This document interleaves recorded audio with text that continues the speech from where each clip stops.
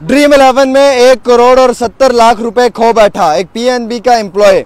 और ये Punjab national bank का जो मुलाजिम है, ये लोगों के ही 1 करोड़ और 70 लाख रुपए जो है वो ड्रीम 11 के इस नशे में जो है वो हार चुका है।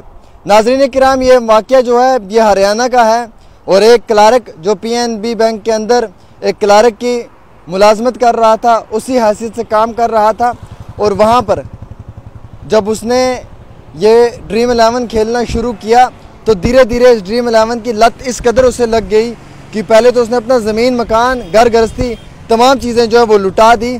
जब उससे पूरी ना चली तो जिस बैंक में वो काम करता था, उस बैंक में जो लोग पैसा जमा करने आते थे, उन्हीं लोगों के पैसे जो हैं वो ड्रीम 11 में लगाना शुरू कर गया। और ये जो फिगर है ये आलमोस्ट 1 करोड़ और 70 लाख रुपए के आसपास बन गई। और 1 करोड़ और 70 लाख रुपए उन आम शहरियों का पैसा है जो उस बैंक में जमा करने आते थे।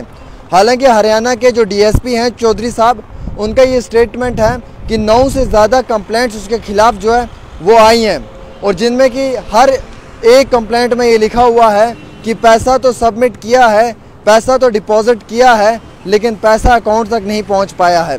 एक शख्स वहाँ पे 1.5 लाख रुपए का अमाउंट जो है वो जमा करने आया। सुबह से शाम तक जब अमाउंट उसके अकाउंट में नहीं आया तो उसने एक रिटर्न कंप्लेंट दी, और रिटर्न कंप्लेंट में उसने ये मालूम किया कि जो ये बैंक का क्लर्क है, जो ये पैसे वहाँ पे डिपॉजिट कर रहा है, इस शख्स ने जो है वो पैसा जमा नहीं किया है, बल्कि इसने पैसा जो है वो ड्रीम 11 पे उड़ा दिया है।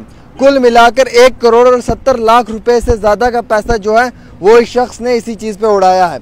आप सोचें कि 1 करोड़ और 70 लाख रुपए मजाक नहीं है इस चीज़ में कि ड्रीम 11 से वो 2 करोड़ रुपए जीत पाएंगे।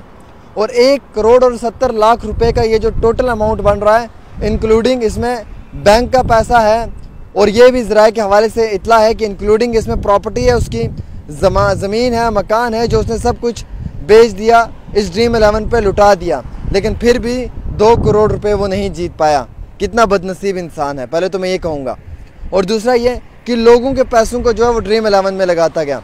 ड्रीम 11 ये एक ऐसी गेम है जिसका नशा हो सकता है। अगर इसकी लत लग जाए ना आपको, तो यकीन माने आप अपनी ज़मीन, मकान सब कुछ बेच देंगे इसके पीछे।